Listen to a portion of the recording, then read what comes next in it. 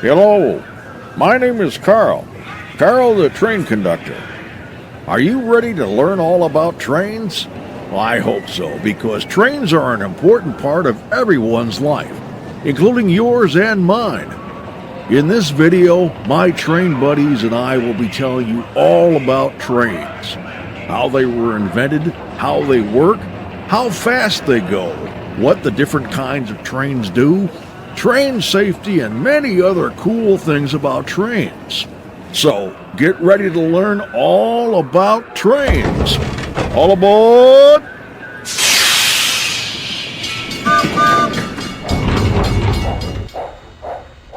I bet you're wondering just what makes me tick. How does a steam locomotive work? Let me show you. Behind this steam engine is the tender, which holds the coal and water needed for the engine. There are two people in the cab of the engine, the engineer and the fireman. While the engineer makes sure everything is running right, the fireman shovels coal into the firebox in the back of the locomotive. The smoke from the burning coal goes out the smokestack, and the heat from the coal boils water in a big tank in the engine called the boiler, just like a tea kettle. And what comes out of a tea kettle when it gets hot? Steam, that's right.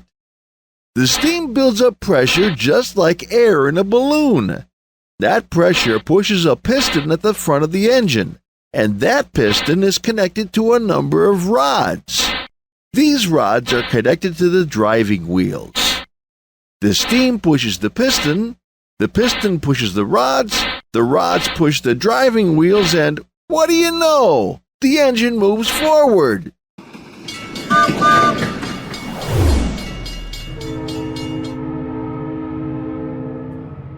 Hey, I'm a diesel locomotive. I don't work the same way that my steam buddy does. Let me show you how a diesel engine works. There's a big fuel tank underneath the locomotive. It holds diesel fuel, which is kind of like the gasoline that makes cars run. Now, this diesel fuel powers a big diesel motor, with pistons and a drive shaft and everything. Again, just like a car. But here's where it gets kind of neat. The drive shaft of the diesel motor is attached to a generator. And want to know what the generator generates?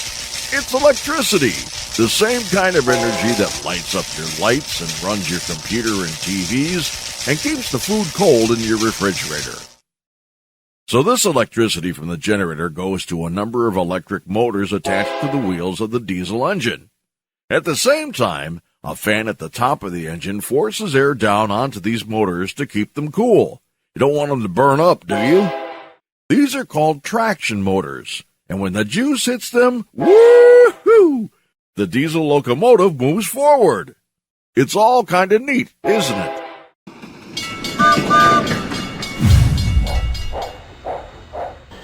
Hi, remember me? I was the guy who showed you what made me tick. But does a steam locomotive run by itself?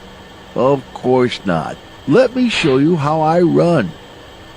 Remember when I told you there are two people in the cab of the engine, the engineer and the fireman? The fireman shovels coal into the firebox, while the engineer makes sure everything is running right. But what are all those dials and handles and knobs for? Let's take a look. The engineer uses three basic types of controls. The throttle or regulator controls the speed of the train, how fast or slow it goes. The reverser, or Johnson bar as it's sometimes called, controls the direction of the train, forward, neutral, or backward. Then there are the brakes, used to stop the train and keep it in one spot. To get the train going, the boiler turns water into steam, and that steam moves the pistons that move the wheels. I showed you that last time. In the cab, the engineer moves the Johnson bar into the forward position. The whistle gives two short blasts to let everybody know the train is about to move. The brakes are released and the throttle is slowly opened up. Hey, we're moving! Actually, there's a lot more to it, but that's basically how it goes. Stopping the train is the same, but in reverse order. The throttle is pulled back and the brakes are slowly applied and we're slowing down. Once the train is stopped, the Johnson bar is placed in the neutral position. And that's all there is to it. So long!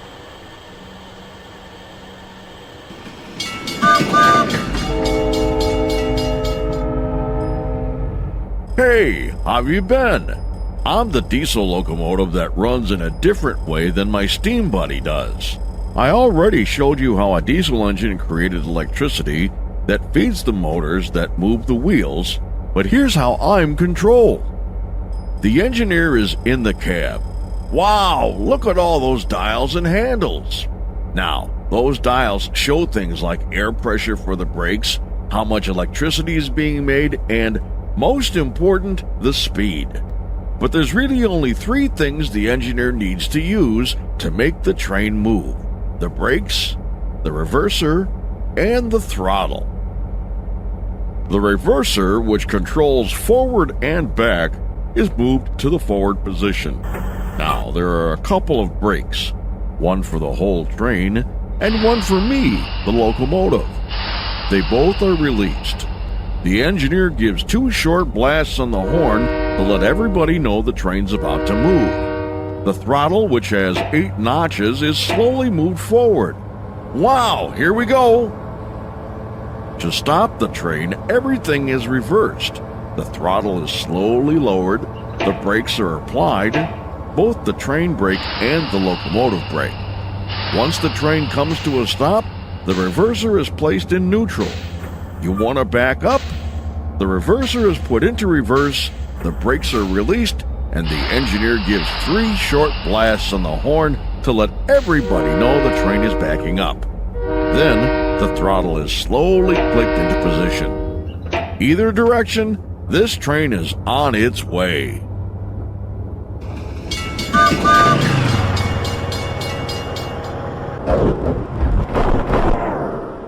Hey, isn't it awesome when a train goes roaring past?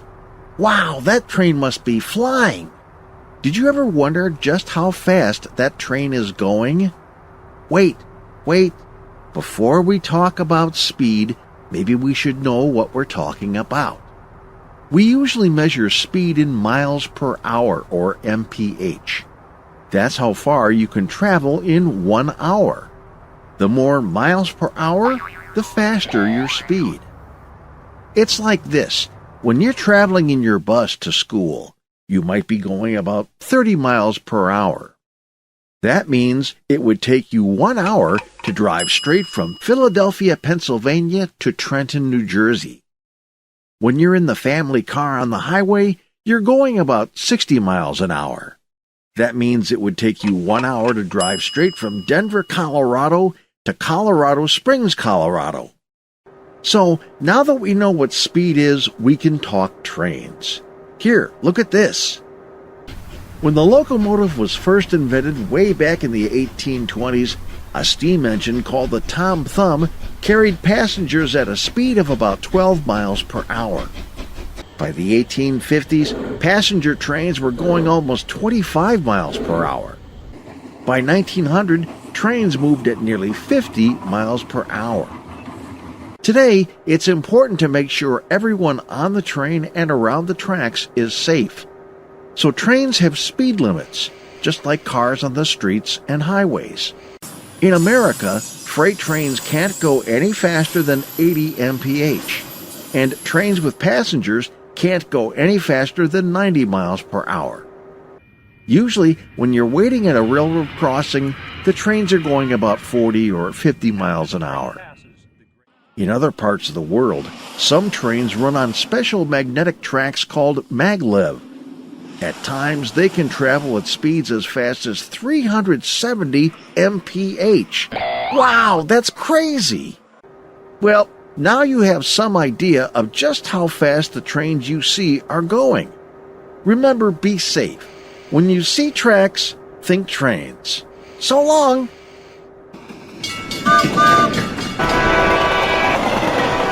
Hi. Trains like me make a lot of noise. The loud motor that helps me move the cars behind me, along with those cars and the clickety-clack of their wheels. But the noise you probably hear the most is my horn when it blasts out.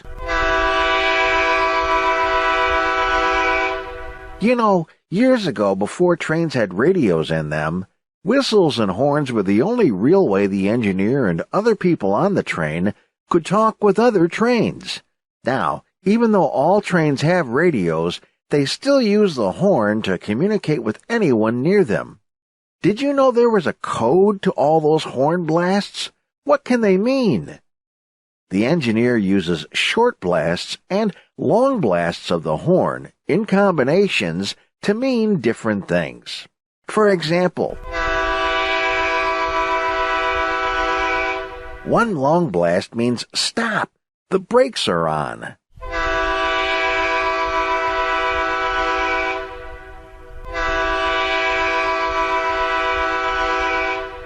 Two longs mean release the brakes and go ahead.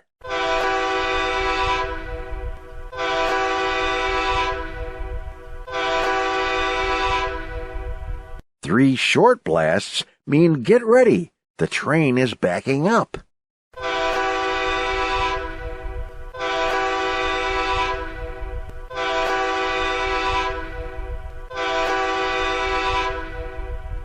Four shorts mean repeat your signal. I didn't understand.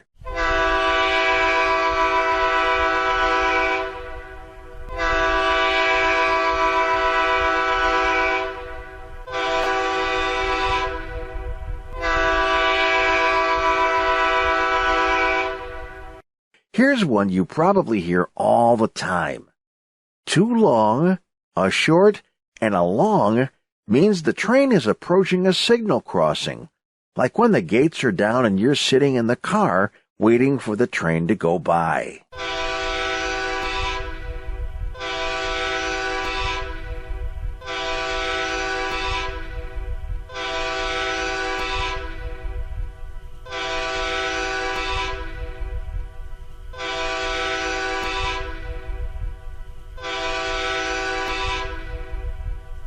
Many short blasts means danger. There are people or animals on the tracks, and they must get off immediately. Trains also have a bell that rings when they're getting ready to move, approaching a crossing or a passenger station, when going through a tunnel, or passing another train on the track next to it. So, the next time you see a train and hear the horn, you can tell everyone that you know just what it's saying.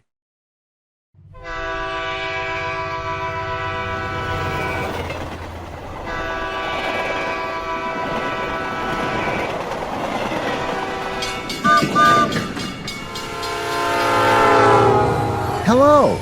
Trains are cool and fun to watch, but you have to be careful whenever you and your family are around trains and train tracks. Safety is important. You know, every 3 hours, a person or vehicle is hit by a train. So, when you see tracks, think train. There are all kinds of signs and signals to let you know when and where there are trains around. Want to see them? Okay. Just look at me. When you see a round yellow sign with a big black X on it, that means the road you're on has train tracks up ahead. It means you should slow down and look and listen for any trains that might be coming. There are also big markings painted on the road that also warn of train tracks ahead and where cars should stop safely. At the railroad tracks, there's a crossbuck, a big white X with the words railroad crossing on it. Just like me, the yellow warning sign, it means to look and listen for a train before crossing the tracks. There might also be a sign below it showing how many sets of tracks are at the crossing. Nearby, there should also be a rectangular blue sign with a phone number on it. If your car should get stuck on the tracks, get out immediately and call this number. This is the first number you should call, but if this sign isn't around, call 911. Many railroad crossings have lights and a bell along with the crossbuck. When a train is coming, the red lights flash, the bell rings, and, if there are gates, they come down across the road. It is illegal to drive around lowered gates, not to mention very, very dangerous. Some roads with a lot of traffic have an additional set of flashing lights mounted up high on what's called a cantilever. This lets everyone, cars, buses, and trucks, to see when there's a train coming. Safety is important even if you're walking or riding your bike or skateboard. Never walk on or along railroad tracks. It can take a train more than a mile to stop when it's running, so if you can't get off the tracks for any reason, you could be in big trouble. Anyway, railroad tracks, rail yards, and trains are private property, and you're not supposed to be on them anyway. Never dash across the tracks as soon as a train passes. There could be another one coming from the other direction, and you'd never see it until it was too late. Wait until the gates go up and the lights are off before crossing the tracks. Trains are fun to watch, and they carry people and all sorts of goods all over the country. But being too close to them can be dangerous. So when you see tracks, think train.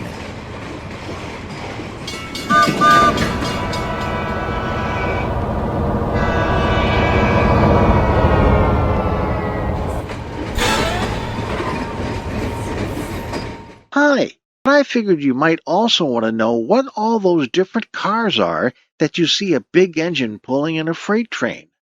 I can show you. Just look. At the front, you've all seen the big diesel engine. It's big and powerful, and it pulls all the cars behind it. And here's what used to pull train cars years ago.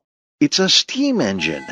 Instead of a diesel motor, it uses steam to power its big wheels.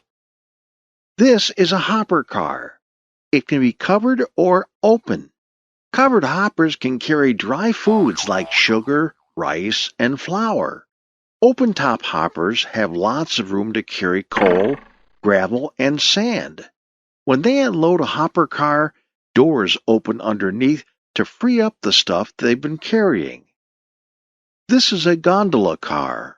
It's open on top and is used to carry thousands of pounds of scrap iron and other raw metals. The gondola can also carry logs, lumber, and other cargo. We've all seen the boxcar. It has doors on the side that allow the loading and unloading of all kinds of things. The boxcar can carry everything from dog food and paper to canned goods and beds. Sometimes the loads can be as much as 100 tons. A different kind of boxcar is the refrigerated boxcar. Just like the refrigerator in your kitchen, this boxcar keeps foods cold. They can carry fresh fruits and vegetables, meats, seafood, and cheese. The tank car holds all kinds of liquids. It can carry thousands of gallons of chemicals, water, fuel like gasoline and diesel, and even molasses. This is the flat car. It can carry pipe, logs, lumber, tractors, steel plates and beams, and rails. How big are flat cars? They can be anywhere from 60 to 90 feet long. Wow, that's big! Special flat cars are called container cars. These containers, which hold all kinds of cargo, are transferred from trucks to trains and back again. That process is called intermodal. This is an auto rack. It carries cars and vans and trucks. They're usually covered so the vehicles don't get hit with rocks and other things along the way. A full auto rack can carry more than 18 vehicles at once. Here's a special car called a center beam. It carries heavy building supplies like lumber, wallboard, and fencing materials. The center beam keeps the materials safe and unbroken along the way. For many years, the last car of a freight train was the caboose. It was kind of a traveling office for people who worked on the moving train. It was also like a home away from home for those workers. There were simple cooking and sleeping facilities, perfect for long trips across the country. Around 1980, technology and computers made a caboose no longer necessary. Instead, a small radio called an EOT, end of train, is attached to the last car and automatically checks things like brake pressure. Well, that's a lot of train cars. But the next time you're watching a train go by, you'll know what each of those cars are and what each one is carrying. Remember, be careful and be safe around trains. So long!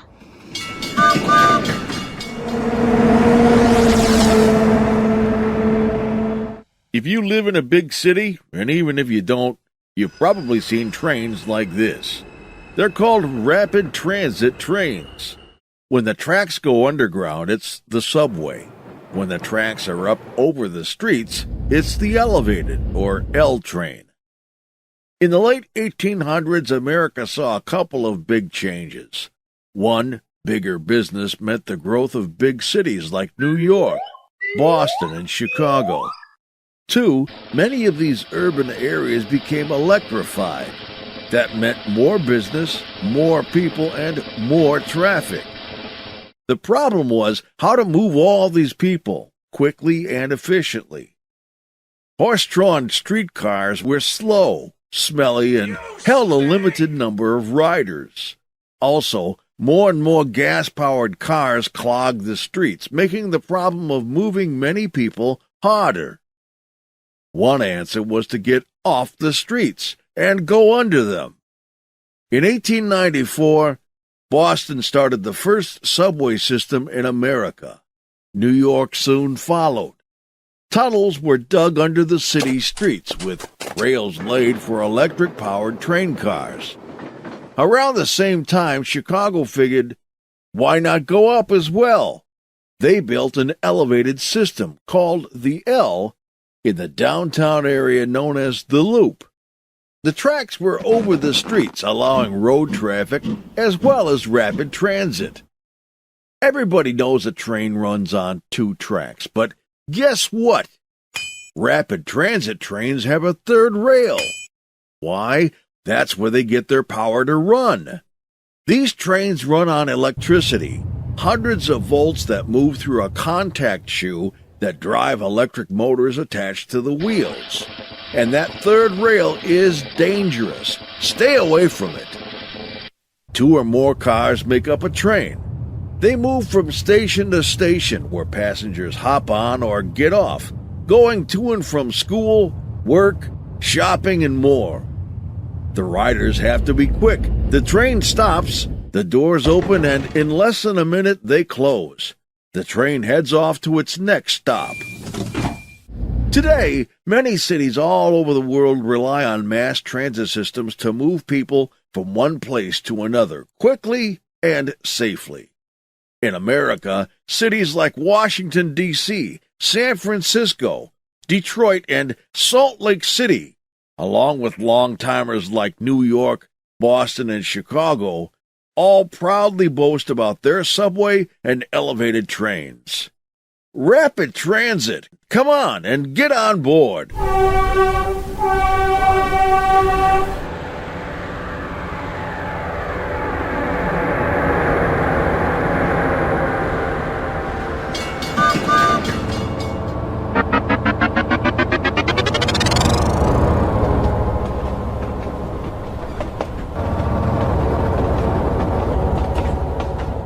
Hi, how are you doing?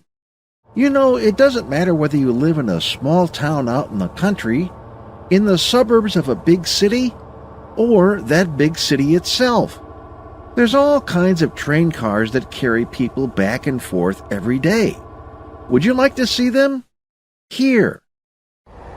Years ago, before jets flew in the skies, passenger trains took people from one side of the country to the other. The trip took several days, but the travelers ate the best of foods in the dining car, slept in comfy beds in the sleeper car, and enjoyed the view from observation domes. Today, a cross-country train trip still takes 3 days, but most likely, the passenger trains you see are taking people on shorter trips from one area of the country to another. These are called regional routes or commuter lines. For example, folks in Central California have Caltrain. The route of 80 miles runs from south of San Jose up to San Francisco. More than 60,000 people ride Caltrain every day, going to work, to shop, even to see the San Francisco Giants play baseball. The passenger car usually has two levels, upper and lower. On commuter cars like Caltrain, there are rows of seats for people to visit, read, or just look out the window. People usually get on through doors in the middle of the car, and you can go from car to car through doors at the end. With passenger cars, you might have a coach car. It has rows of seats much like a jet airplane has. As many as 60 people can sit in the coach car. The lounge car has chairs where travelers can relax and look out from the upper level. The dining car is just like a restaurant on wheels. It has tables where folks can eat and a full kitchen to cook their food. The sleeper car has seats that fold down at night into beds, where people fall asleep to the clicking of the rails. If you haven't done it already, maybe you can take a ride on a passenger car, across the city or across the country. It's a great way to travel. See ya!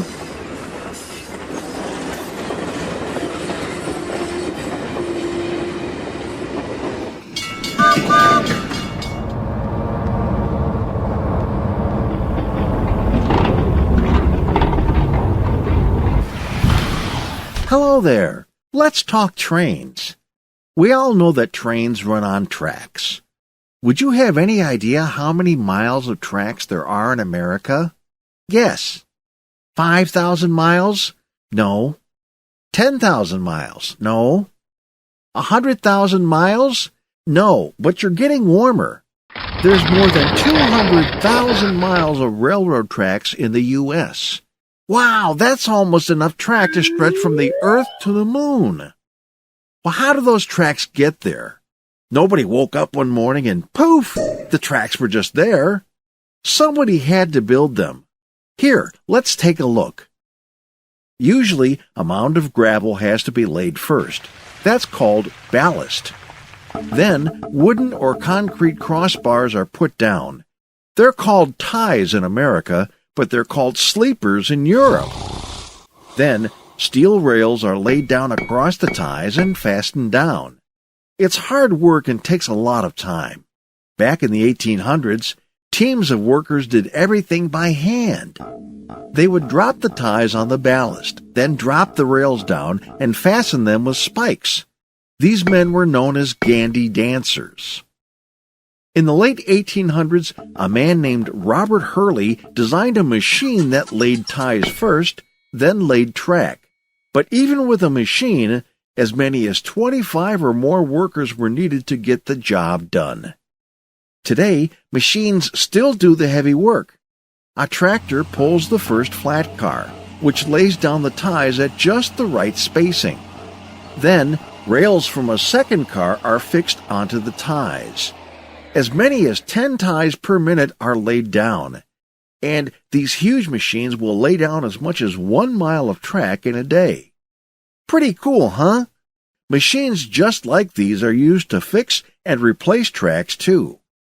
So next time you see a train go roaring by, you can tell everyone just how those tracks got there. Remember, be safe. When you see tracks, think trains. See ya!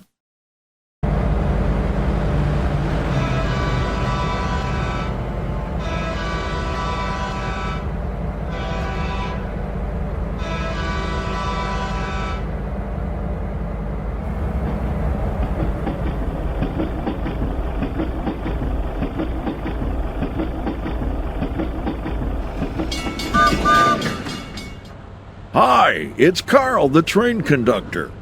I'd like to tell you all about my job. First, you'll know I'm the conductor by my uniform. I wear a hat and usually have a name badge. My job is to make sure the train runs the right way according to rules, like making sure I'm alert and pay attention to the train when I'm on the job. And I watch for signals along the rails. By using a radio, I keep in touch with the engineer, other conductors, and crew members, and the stations along our route. I also collect everyone's ticket and call out the names of our stops so you won't miss yours. Above all, I make sure everyone on the train and around the train is safe. Being a train conductor is a great job, and I hope to meet you the next time you take a train ride.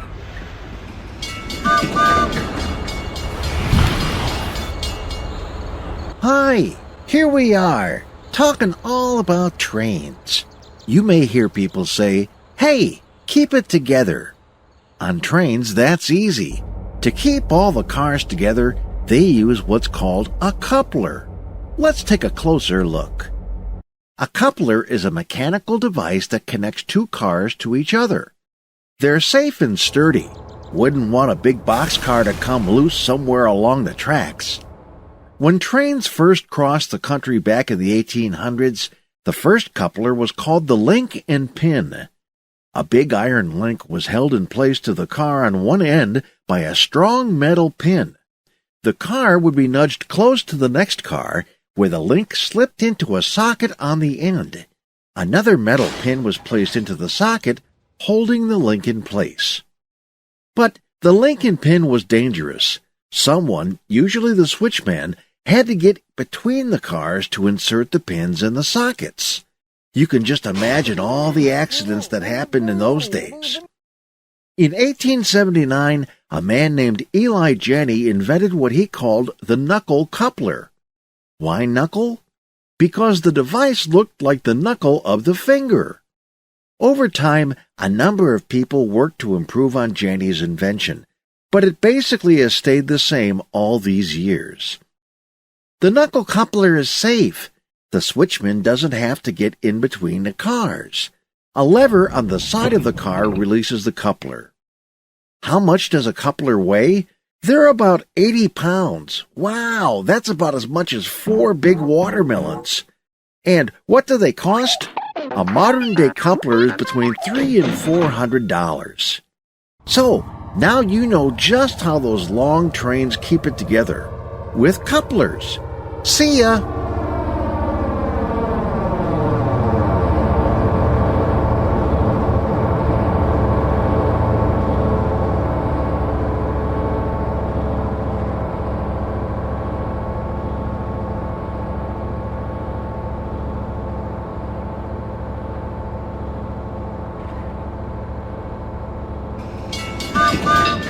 Hello there, I'm Roy. I'm a cable car in the great city of San Francisco, California. Ever wonder how streetcars and cable cars like me run? Just look. Once upon a time, streetcars were found all over the country. As cities grew, people needed a way to get around. Streetcars, also called trolley cars or interurban transit, took folks to work, to shop, or to school. How does the streetcar work? Rails are set into the streets. The streetcar has wheels, like a train, that fit into the rails. Where does the power come from? It's electric. A pole gets power from overhead wires. That power runs an electric motor on each set of wheels. While not every street has rails, the streetcar goes wherever the tracks go. A cable car also runs on tracks, but it's moved in a completely different way. Along with rails in the street, a steel cable is set in a groove. The cable is pulled by big motors in what's called the powerhouse. When I grip the cable, I get pulled in the direction the cable is going. The cable car reaches a turnaround, where it's turned around by hand, and goes in the opposite direction. These San Francisco cable cars have been part of the city for more than 140 years.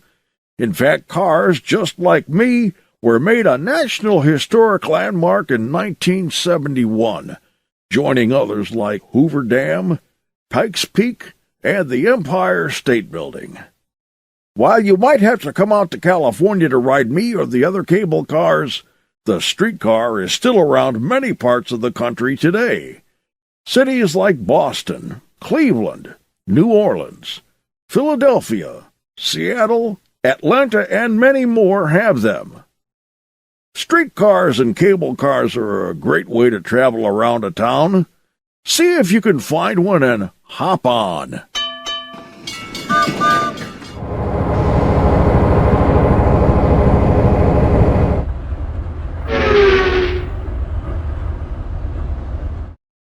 Hi there, I'm Kirby.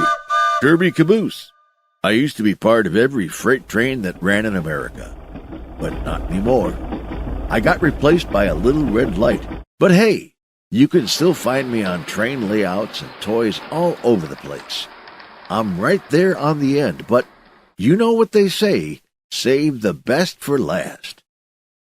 That word caboose, it sure is funny. Where do you think it came from? Well, it came from Europe. Back in the 1700s, a caboose was the galley or kitchen on a sailing ship. When trains started crossing the country in the 1800s, the word caboose was given to a small shack on a flat car. That's where food was cooked for the train's crew, just like on the sailing ships. Before long, the caboose was a traveling office for the conductor, brakeman, and flagman who rode the trains. In the 1860s, someone got the idea to add the cupola, a second story, to the top of the caboose. From there, the conductor could see the entire train in front of him. Along with being a kitchen and office, the caboose had sleeping bunks for the long trips through the country. You gotta admit, there were a lot of uses for these cabooses. Around 1980, technology spelled the end for the caboose. Brakemen and flagmen were no longer needed on trains, thanks to electronics and computers. As trains became longer with more cars, the conductor couldn't see all the way to the engine anymore. Instead of the caboose at the end of a train, a blinking red light is now seen. They call it FRED, Flashing Rear End Device, but it sure doesn't look like any FRED I've known. The radio device is also called an EOT, End of Train, and is attached to the last freight car. The engineer gets all the info he needs about the entire train from the EOT. Today, cabooses can be found at railroad museums across the country. Many offer tours that show how trainmen lived and worked many years ago. See if you can check one out. Tell them Kirby Caboose sent you. Bye!